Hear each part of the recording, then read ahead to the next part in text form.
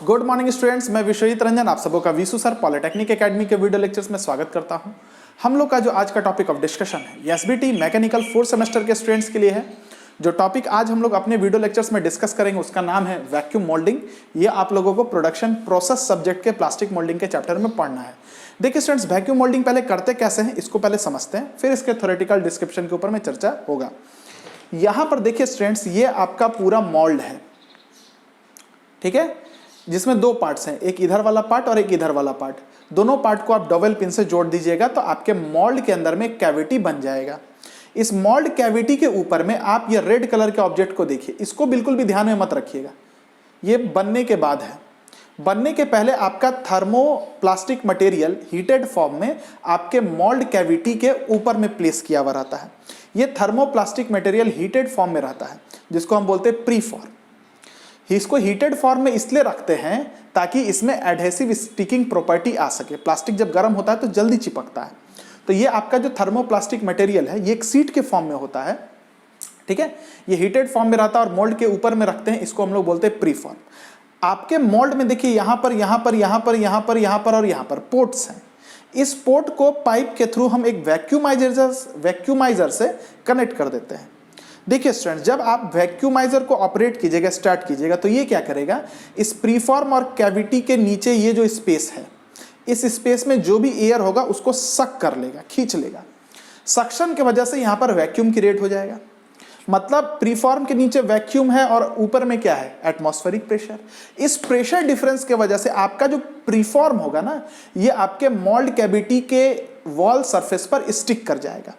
ये प्रीफॉर्म बिल्कुल क्या होगा, इस सरफेस पर स्टिक कर जाएगा। जो पहले यहां था अब यहां ना रह के वो यहां पर स्टिक कर जाएगा ड्यू टू प्रेशर डिफरेंस। अब चूंकि आपका मोल्ड एक कोल्ड मोल्ड है तो क्या होगा, कुछ समय के बाद ये जो प्रीफॉर्म गरम था और जो इसके चिपका हुआ था, इनमें सॉलिडिफिकेशन होगा, पॉलीमराइजेशन होगा और कूलिंग की वजह से ये सरफेस को छोड़ने लगेगा।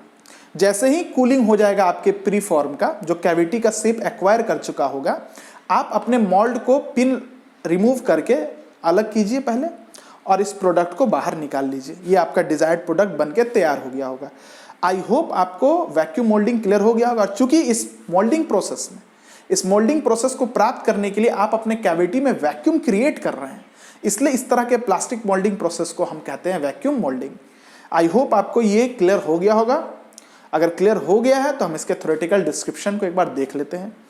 It is generally done for thermoplastic material.